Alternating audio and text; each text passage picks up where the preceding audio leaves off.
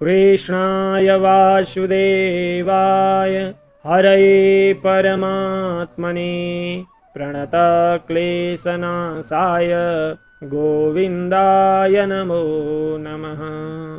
भागवत भगवान को, श्री सद्गुरुदेव भगवान को, श्री वेदव्यास भगवान को, श्री सुखदेव जी महाराज को, राष्ट्रदेव पशुपतिनाथ को, वृंदावन बिहारी लाल को, तीर्थमयी नेपाल जननी को जय जय श्री राधे श्याम। परम मंगलमय अखिल कोटि ब्रह्मांड नायक अनंतानंत कल्याण गुणगण निलय निभृत निकुंज बिहारी रास रासेश्वर भगवान श्री हरि श्री कृष्ण सर्वेश्वर मधुसूदन को साक्षात वाङ्मय प्रतिमूर्ति श्रीमद् भागवत महापुराण, जसको सायंकालीन स्वाध्याय कक्षा विशेषमा सदा झैं आज पनि निर्धारित समयमा उपस्थित भइसकेका छौँ। हामी प्रतिदिन यस दिव्य सायंकालीन स्वाध्याय कक्षाका माध्यमबाट श्रीमद् भागवत महापुराण भित्र अन्तर्निहित भगवान श्रीकृष्ण तत्त्वको अन्वेषण गरिरहेका छौँ। यसै क्रममा हामी तृतीय स्कन्धमा छौँ। तृतीय स्कन्धका 16औं अध्यायलाई हामीले पूर्व दिनमा समाप्त गरेका छौँ।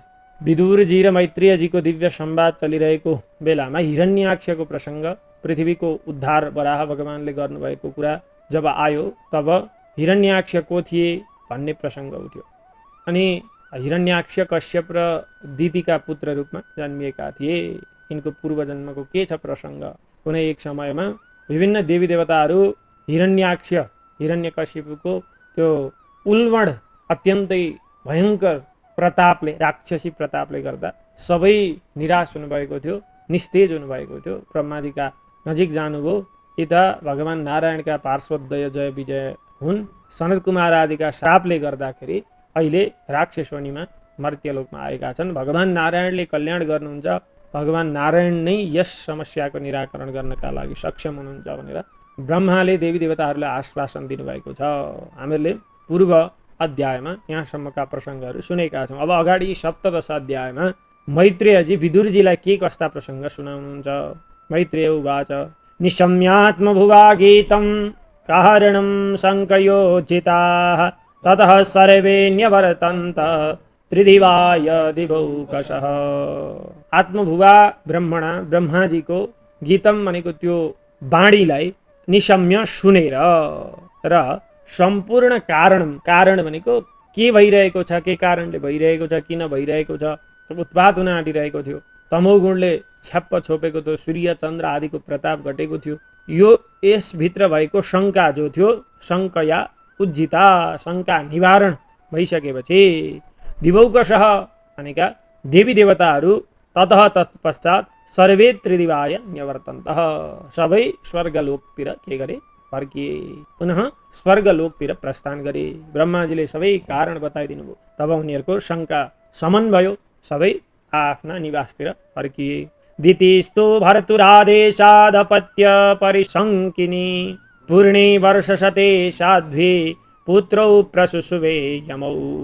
दितिः तु, दिति माता त भर्तुः आदेशात्, भर्तुः कश्यपजी पतिका आदेशात् तिम्रा पुत्र अब भयङ्कर राक्षसका रूपमा जन्मिन्छन् भनिसकेपछि अपत्य परिशङ्किनी, छोराका बारेमा चाहिँ अत्यन्तै धेरै चिन्ता गर्ने भएकी यस्ती माता साध्वी दिति वर्षशते पूर्णे, 100 वर्षको पूर्ण अवधिसम्म आफ्ना गर्भभित्र 2 बच्चालाई धारण गरेर पश्चात यमौ पुत्रौ प्रसुसुवे, जुम्लिया पुत्रौ भनेका 2 पुत्र हिरण्याक्ष हिरण्यकशिपु प्रसुसुवे, यी 2लाई जन्म दिनुभयो।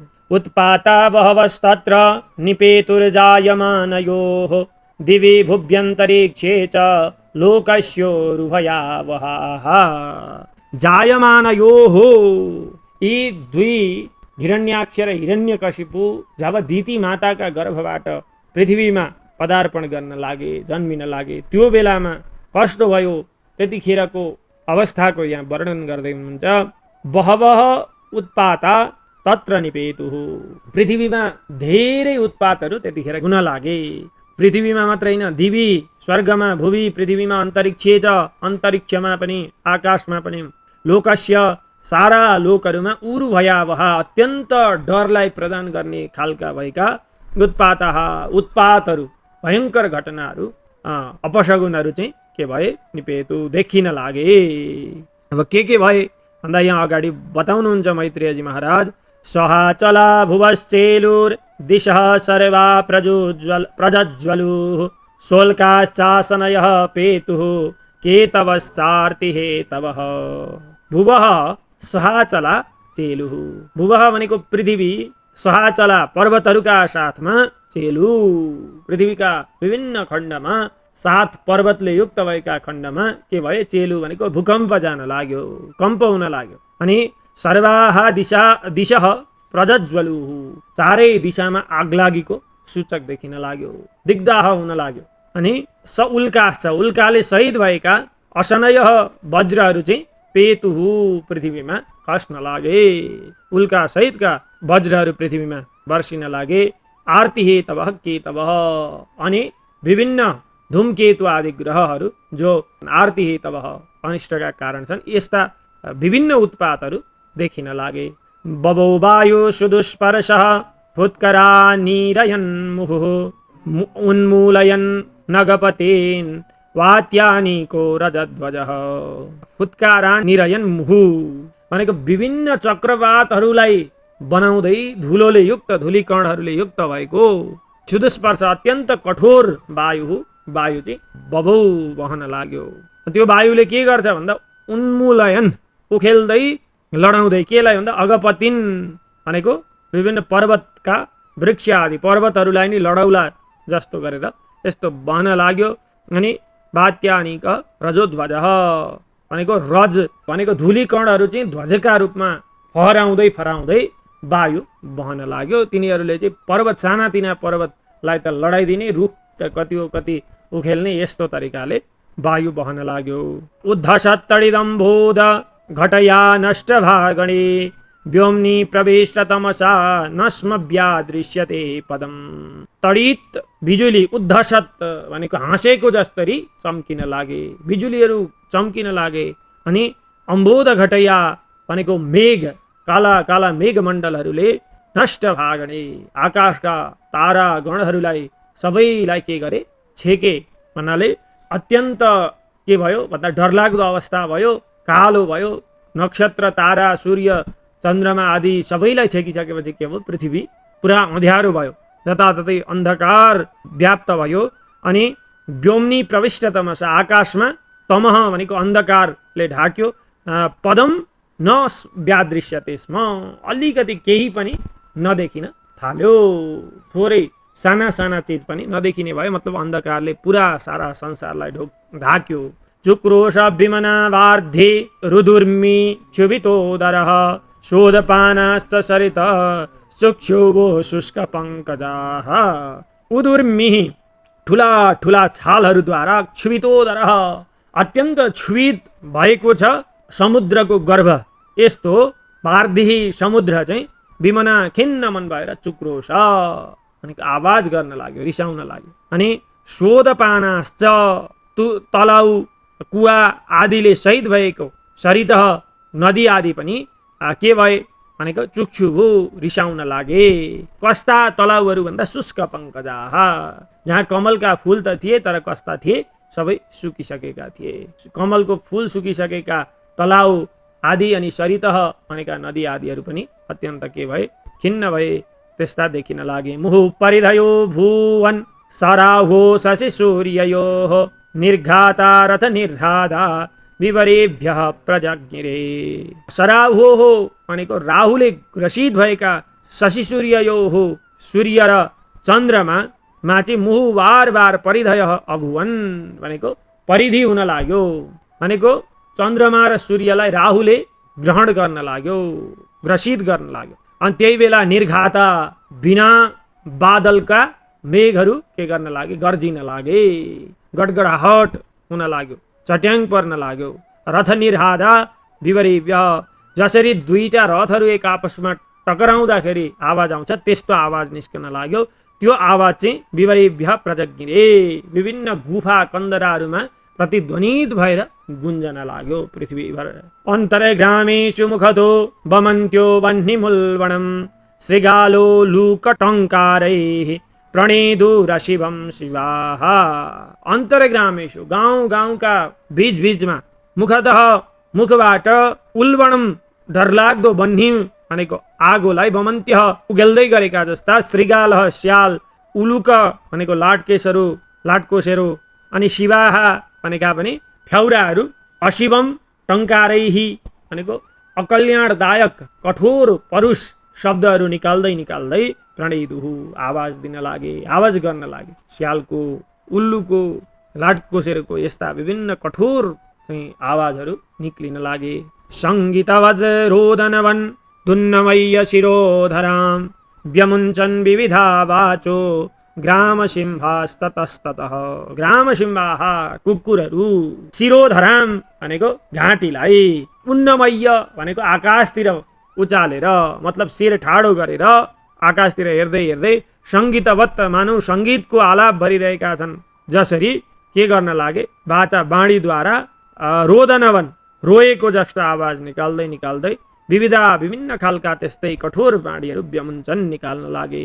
ततस्ततः त्यो एक ठाउँ मात्रै होइन, जताततै त्यसरी कुकुरहरू रुन लागे, त्यस्ता अपशगुनहरू देखिन लागे। खराश्च कर्कशैः क्षत्तः खुरैर्घ्नन्तो धरातलं खार्कार रभसा मत्ताः पर्यधावन् वरुथशः।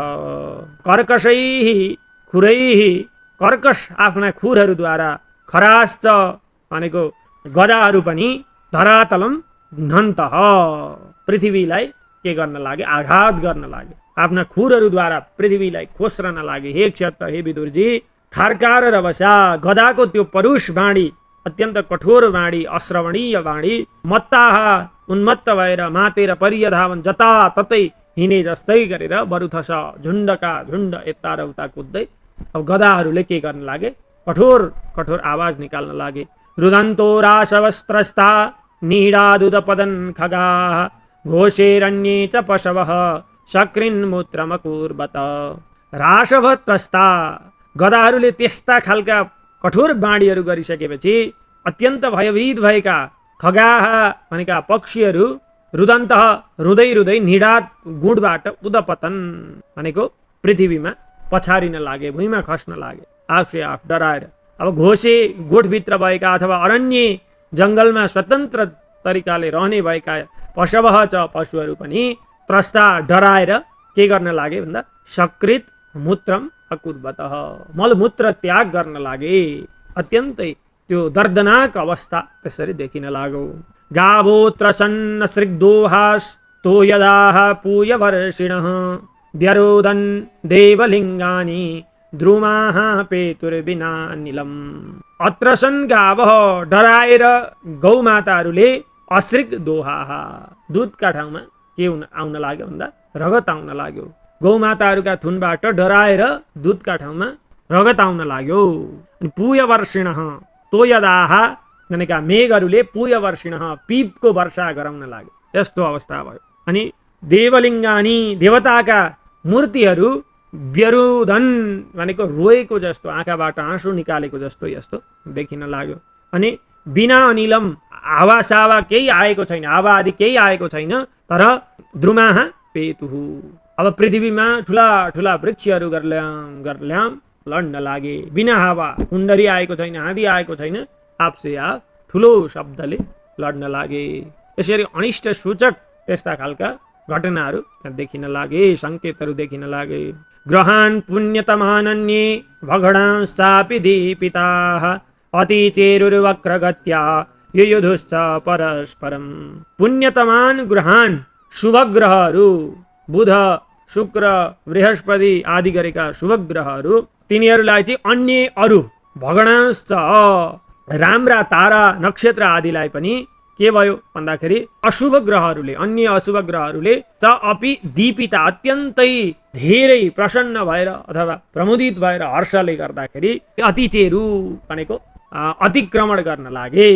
अशुभ ग्रहहरूले शुभ ग्रहहरूलाई अतिक्रमण गर्न लागे र वक्रगति भएका ती अशुभ ग्रहहरूले वक्रगतिमा हिँड्दाखेरि परस्परम युयुधु च परस्परमा के हुन लागे, ठोकिन लागे। एक आपसमा ग्रहको टकरावबाट भयङ्कर खालको त्यो अवस्था पैदा हुन लाग्यो। ग्रहहरू परस्परमा टक्राउन लागे। दृष्ट्वान्यांश्च महोत्पाता न तत्त्वविदः प्रजाः ब्रह्मपुत्रा नृते भीता मेनिरे विश्वसंप्लवम्। ब्रह्मपुत्रा नृते, ब्रह्माका मानस पुत्र सनत कुमार आदि, नारद, मरीचि, अत्रि, अंगिरा आदिदेखि बाहेकका जति पनि प्रजाहरू थिए जो त्यो कुराको अतत्त्वविद, तत्त्वलाई नजान्ने खालका थिए, तिनीहरूले चाहिँ महाउत्पातान दृष्ट्वा, त्यो महाउत्पातहरूलाई देखेर ती अन्य अरू जति थिए ती सबै भीता, डराएर के सम्झन लागे भने विश्व संप्लवम मेनिरे, प्रलय काल आएछ भनेर प्रलय कालको कल्पना गर्न लागे। यस्तै रहेछ प्रलय काल, अब संसार नरहने भयो भनेर मान्न लागे। तावादि दैत्यौ सहसा व्यज्यमानात्म पौरुषौ बभ्रिधाते स्म सारेण कायेनाद्रिपति इव। तौ आदि दैत्यौ, ती आदि दैत्य भएका हिरण्यकशिपु र हिरण्याक्ष सहसा अर्थात् तत्कालै आत्म पौरुषौ व्यज्यमान, आफ्नो पौरुषार्थलाई बढाउँदै बढाउँदै आश्मसारेण, फलाम जस्तो भएको कायेन आफ्ना शरीरद्वारा अद्रिपति इव पर्वत आकार समान भएर के भए बभ्रिधाते बढ्न लागे।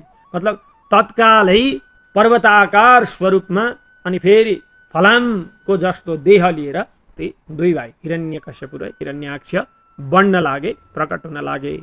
दिविस्पृशौ हेम किरीट कोटिभिर निरुद्ध काष्ठौ स्फुरदङ्गदाभुजौ गां कम्पयन्तौ चरणैः पदे पदे कट्यासु काञ्च्यार्कमतीत्यतस्थतुः। हेम किरीट कोटिभिः, सुवर्णमय मुकुटका अग्रभागद्वारा दिविस्पृशौ, ती दुई भाइले स्वर्गलोकलाई स्पर्श गरेका थिए। अनि निरुद्ध काष्ठौ, विभिन्न दिशा परिदिशाहरूलाई चाहिँ छेकेका थिए, त्यस्तो उनीहरूको शरीर थियो विशालकाय। अनि स्फुरदङ्गदाभुजौ, हातमा यस्तो चम्चमाउँदो खालको बाला लगाएका थिए, त्यो चम्चमाहटले सारा संसारमा बिजुली चम्केको जस्तो आवाज दिलाउँथ्यो।